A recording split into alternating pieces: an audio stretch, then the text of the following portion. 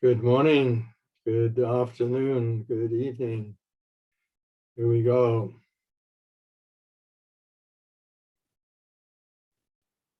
So I'm going to talk to accelerator actions needed to achieve significant reductions in violent crime for Agenda 2030. You cannot go on doing the same and expect different results.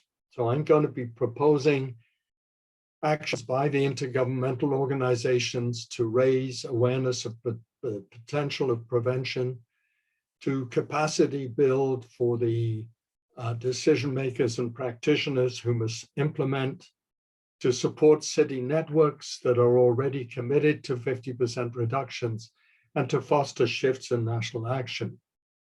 I'm also going to propose actions by national governments to establish a national office to lead prevention, to promote policies, to tackle roots, to raise awareness of and investment in effective prevention strategies, and to measure outcomes and support cities. And thirdly, I'm going to propose that cities develop community safety and crime prevention offices and plans that are tailored to implementing promising actions. So the Kyoto Declaration in 21 addresses the causes, including the root causes. It talks about evidence-based crime prevention. It talks about tailor-made crime prevention strategies. It talks about mainstreaming a gender perspective and children and youth empowerment. But the challenge is huge. 500,000 homicides have to be reduced significantly.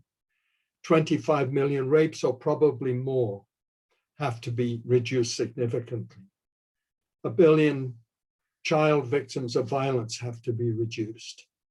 And the cost of this victimization is measured in trillions, possibly 7 trillion.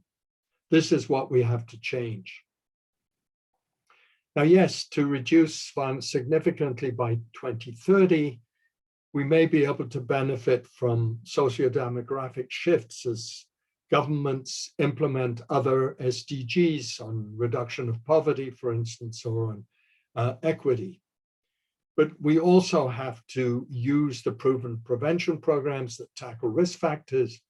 And we particularly need to use the guidelines that have already been agreed by ECOSOC and UN Habitat, as well as learn from cities that have reduced violence by 50%.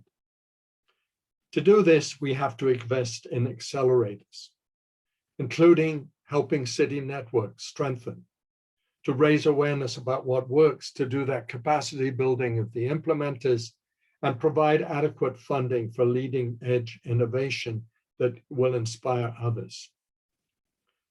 Now, fortunately, we have significant solid science, we have the guidelines, we have ways to get buy-in, but the problem is that we're not using them. So I did a book to bring those together. This book is available in English and available now in Spanish. So let's look at those systemic policies. We know from the World Health Organization that there are multiple reasons why crime varies between different countries. You can look at comparisons between cities in the global north. You can compare New York City to London, England, and see significant differences in homicide rates and differences in police officers.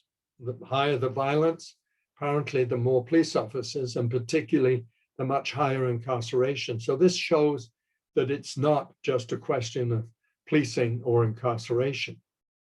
Now that London, England, with its low homicide rate, they want to see it reduced more.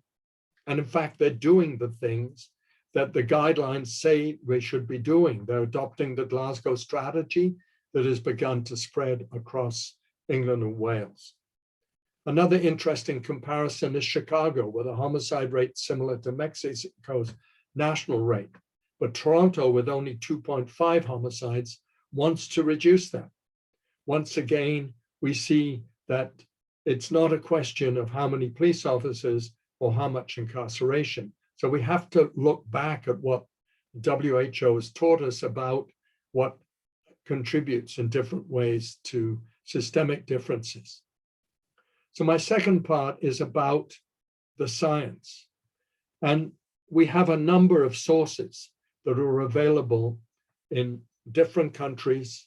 The US Department of Justice, for instance, has one source. The World Health Organization has another.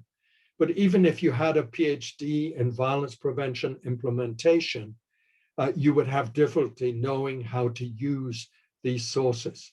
So in my book, I brought them together and explained them in terms that decision makers can understand. Amongst the things you will find there are the importance of outreach to youth that gives us, when it's done well, a 50% reduction in violence over what we're currently doing, over the status quo. It talks about the epidemiology of what you can do as victims of violence who come to hospital emergency rooms. And you can get an 80% reduction over the status quo. It talks about parenting and early childhood, where you can get a 60%. It talks about school curricula and programs such as the Canadian Stop Now and Plan that all get 50% reductions. Now you can look at what can be done through proactive policing or from reducing the role of policing. So you can look at situational crime prevention, getting a 50 to 70% reduction. But you can also see how police partnerships using focused deterrence can get reductions. Not always as good as what I've presented on the previous slide, but these are important way forward. We also know how to significantly reduce violence against women through bystander intervention, or programs like SASA that were invented and developed in Africa and now being used in Latin America, in Honduras. And these get reductions of more than 50%. So in simple terms, we can look at a safety monitor tool that a decision maker can use to check if those working for the decision maker have actually considered the evidence-based programs, outreaching to youth, supporting parenting, and so on. We can also see whether they've looked at the things that policing smartly tells us will reduce violence. So my third part is about what are the essentials to implement effective programs. The good news is that previous Congresses and UN ECOSOC have identified essentials like offices for violence prevention, like planning using diagnosis, that's the epidemiology stuff, like adequate and sustained funding, like standards and training, capacity building for the people who must do the planning and implement it.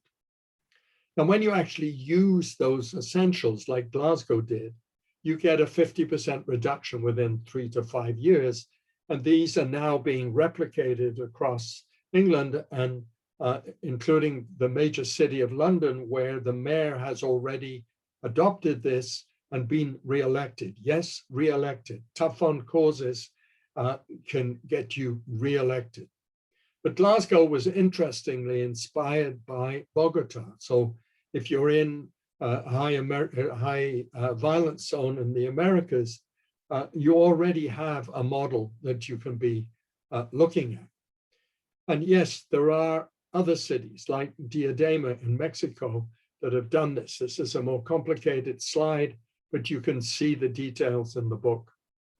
So for low violence countries, Glasgow gives us a model. The province I live in has made the planning mandatory for cities. We'll have to see how that legislation works. But for high violence areas like the Americas, we can look at Bogota, we can look at Coahuila, we can look at Boston, but be wary about those success stories in the US because they were reversed in the 2020 period. Oakland, for instance, and New York City had significant increases because, in my view, they weren't doing these successful strategies that have worked in Glasgow or Bogota or recommended by the UN. So I also have a safety monitor tool for cities to check whether they are implementing the essentials, the 7, and whether they're benefiting from social policy changes, and identifying the importance of using monitoring data to see whether you're making progress, and particularly to set targets. So my 4th issue is the compelling arguments. Basically, we know that if we use those proven strategies, the ones that are 50% or better, and we invest the equivalent of 10% of what we're spending on police, courts, and incarceration, we can get very large reductions. And those large reductions will save lives and protect women and children. But they will also, in high violence zones, generate GDP, increase GDP. Prevention is affordable. We can make progress through a relatively small investment, 10%, the equivalent of 10% of what we're spending nationally on policing, courts, and corrections. We know that it is achievable, and because the victims want it. And we know that it's a smart way to spend money. I could say a lot more about the public support for prevention, but it's interesting to see the reasons that victims give in victimization surveys for going to the police. Right at the top there is preventing further crime. So my conclusion, very simply, intergovernmental organizations like the Inter-American Development Bank and the World Bank need to promote the prevention strategies, because investment in effective violence prevention will encourage growth in GDP and development. They need to help train capacity building using safety monitor tools like I proposed. They need to foster exchanges between the leading cities and countries that are already succeeding. Governments themselves need to create permanent offices for violence prevention, to promote the shift in tackling the roots of violence, but particularly also to tackle the risk factors for violence that will give us the affordable and short-term results that we need. And they need to do more to raise awareness, to do the capacity building for decision makers and practitioners, and to raise awareness in the general public that prevention strategies actually work to make them safer. And of course, we need to help cities, because cities are where you can implement proven prevention, where you can follow those implementation guidelines, you can tackle causes and risk factors locally. But cities can't do it alone. They need support, adequate and sustained financial aid and technical support from other orders of government. So thank you for listening. If we act now, we can transform our world to reduce violent crime by 50% by 2030. Why not?